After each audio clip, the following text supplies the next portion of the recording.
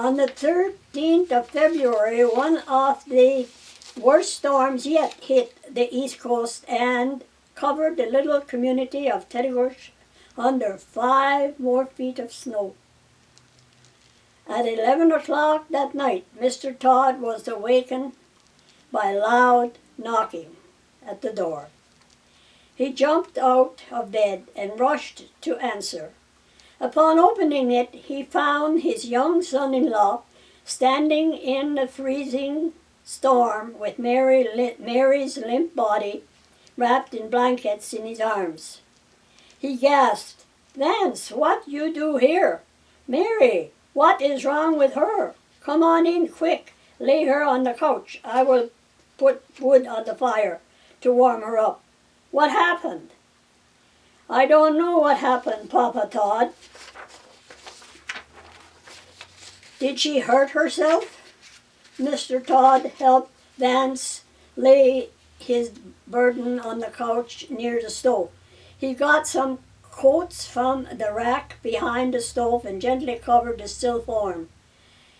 He looked closely at his daughter. He touched her face with his work-roughened hand. "She is very cold. Why did you carry her here in this cold and storm? What happened?" Mr. Todd turned to his wife, who had just entered the kitchen. "Mama, quick, Mary needs to be warmed up. Look after her. I will go for the doctor." Mrs. Todd grabbed his arm as he turned to go back to the bedroom to get dressed. "You will never make it in this storm," she glanced at Vance, who sat slumped on the floor beside the couch. She could see that he had exhausted his strength carrying Mary's limp form to their house. Mr. Todd put his hand over hers but directed his question at Vance. "What happened?" When he got no reply, he directed his next words to his wife. "Bring the lamp over here." Mrs. Todd hurried over to the kitchen table and picked up the lamp that she had set there when she had come down from the upstairs bedroom. She hurried back to her husband's side. He took the lamp from her and bent over the still form of his daughter. His voice came out of his throat in shocked loudness. "She is dead! She is dead! Oh no! It cannot be! Not our Mary! She cannot be dead! I will get the doctor, Mama." Turning to his silent wife, he promised, "I will go for the doctor." Mrs. Todd moved towards the couch and bent over her daughter. She placed her hand on Mary's chest. She stood silent for a long time. Then she turned to her husband and son-in-law. "The doctor cannot help her. It is too late."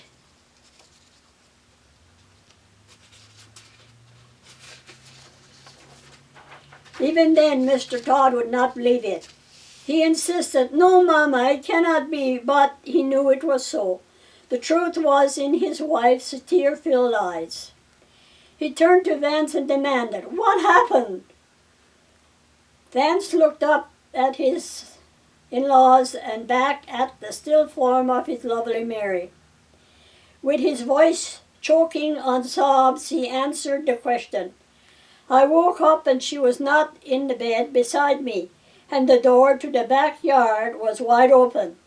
I jumped up and got dressed as fast as I could and took the lantern and went out into the storm. I called and called her name, but there was only the wind that I..."